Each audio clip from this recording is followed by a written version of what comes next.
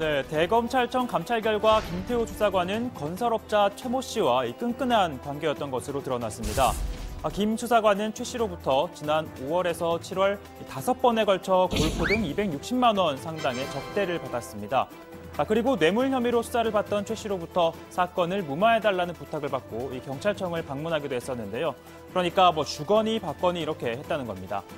김 수사관은 이명박 박근혜 정부에 이어 문재인 정권까지 청와대 특별감찰반에서 근무를 했습니다. 상당히 이례적인데요. 그가 지난해 5월 최 씨에게 특감반에 파견 갈 수 있도록 도와달라라고 청탁을 한 것으로 확인됐습니다. 자, 대체 최 씨가 누구길래 이렇게 인사청탁까지 한 걸까요? 검찰 관계자는 김 수사관이 최 씨가 유력 인사들을 많이 알고 있다고 믿고 청탁을 했다라고 설명했습니다. 자, 참고로 최 씨는 조국 민정수석과 고등학교 동문입니다. 자, 유력 인사가 조국 수석이냐라는 질문에 검찰은 알 수 없다라고 답을 했는데요.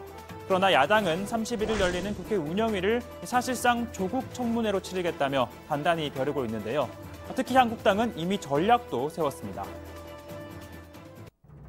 31일 운영위에서는 저희 이번에 사보임 절차를 통해서 지금 진상조사단에서 활동하시는 의원님들이 모두 투입돼서 이 부분에 대해서 진실을 밝혀갈 거라는 말씀을 드립니다. 자, 한국당 운영위원 보시는 것처럼 이렇게 10명입니다. 물론 이 중 4분은 현재 한국에 안 계시죠. 아무튼 한국당은 이들을 빼고 조사단에서 활동해온 검사 출신, 경찰 출신, 언론인 출신 현역 의원들로 교체를 하겠다는 겁니다. 자, 무슨 의미냐 하면 타율이 좋은 대체 타자를 투입해 연타석 홈런을 노리겠다는 전략입니다. 자, 그러나 민주당은 야당의 요구에 불가피하게 운영위가 소집돼 임종석 실장과 조국 수석이 출석하지만 이 김태우의 거짓 주장에 놀아나는 국회가 되지 않도록 실체적인 진실을 밝히는데 최선을 다하겠다고 밝혔습니다. 김태우라는 파렴치한 범죄 혐의자가 자신의 비리를 덮기 위해 온갖 거짓말을 지어내고 있습니다. 그렇기 때문에 국회가 이런 사람의 이야기에 춤을 추는 그런 꼴이 되어서는 안 된다고 생각합니다. 자, 이 김태우 수사관의 청탁을 받은 건설업자 최 씨는요, 한 민간인에게 문자 메시지로 김 수사관 프로필을 보냈다라고 진술했다고 합니다. 검찰은 민간인에게 청탁한 건 처벌 규정이 없다면서 수사하지는 하지 않았다고 밝혔는데요. 그러나 김 수사관, 건설업자 최 씨, 그리고 또 비밀에 붙여진 민간인으로 이어지는 고리가 만들어졌고 결과적으로 김 수사관이 특감반에 채용이 됐으니 일종의 청탁이 성공했다라고도 볼 수 있는데요. 결국 채용 과정에 대한 수사도 필요하다는 지적이 나옵니다. 다만 김 수사관 측은 희망사항을 부탁한 정도지 인사청탁으로 생각하진 않았다. 박형철 비서관과 이인걸 특검반장 면접을 보고 나는 뽑혔다라는 입장을 밝혔습니다.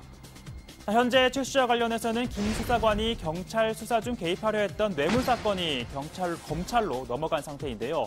검찰은 지난주 최 씨 자택 등을 압수수색했고 지난 26일에 사무실에 대해 추가 압수수색을 벌이기도 했습니다.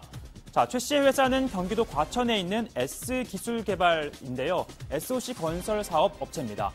자, 제가 홈페이지에 들어가 봤더니 이렇게 각종 수상 내역을 올려놨습니다. 그중에서 눈에 띄는 건 올 3월 과기정통부 장관상을 그리고 7월에는 환경부 장관상을 받았는데요. 자, 이 두 부처 모두 공교롭게도 김태우 수사관이 담당했던 곳입니다. 자, 결국 이 수상 과정에서도 특혜나 문제 등이 없었는지를 파악해봐야 한다는 지적이 나오고 있습니다. 자, 이러한 가운데 김태우 수사관은 한 언론과 인터뷰를 가졌습니다. 요약을 해보면 이인걸 특감반장의 지시로 청와대가 공공기관 고위 임원 중 친야권 성향 100여 명을 감찰했고 또 특감반장은 박형철 비서관에게 보고했다라는 주장입니다. 특히 야권에서는 환경부 문건을 공개하면서 이를 블랙리스트라고 지칭하고 있기도 합니다.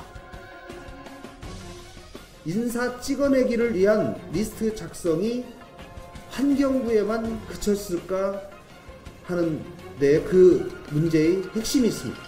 다른 부처에 이러한 유사한 블랙리스트 관리 행위가 이루어지고 있었는지의 여부에 대해서 철저히 조사해야 합니다. 블랙리스트 작성은 명백한 범죄이며 정치 보복입니다. 자, 다만 환경부에서 이 해당 문건을 작성한 당사자는요, 김태우 수사관의 요청으로 작성한 것이고 이 현황을 정리한 것일 뿐 블랙리스트라는 주장은 이해가 안 된다라는 입장입니다. 블랙리스트가 되려면 예를 들어서 뭐 문제 있는 사람들이 누구고 그 사람들을 어떻게 쫓아내고 뭐 어떤 것 그런 조치 방안에 대한 얘기가 있어야 되는데 뭐 표를 그냥 현재 이 사람은 사표를 냈고 이 사람은 지금 뭐 사표가 예정 중이고 이 사람은 사표를 안 내고 있고 그걸 정리한 거예요 그냥 한 장으로. 그게 왜 블랙리스트가 되는지 전 납득이 잘 안 가요. 자, 그렇다면 이 문건에 등장한 이들이 실제 어떻게 됐는지 한번 살펴볼 필요가 있는데요. 실명이 거론된 인사는 21명입니다. 이 가운데 임기 전에 사표를 낸 건 5명이고요. 이 9명은 임기를 넘겨 최근까지 근무했고 최대 1년 4개월을 더 근무했습니다. 그리고 5명은 현재까지 그 자리를 지키고 있는 상태입니다. 다만 일각에서는 올 1월 환경부 기조실장이 박근혜 정부 당시 임명된 전병성 한국환경공단 이사장에게 사퇴를 요구했고 내년 7월까지였던 임기를 다 채우지 못하고 이달 초에 퇴임했다는 주장도 나오고 있습니다.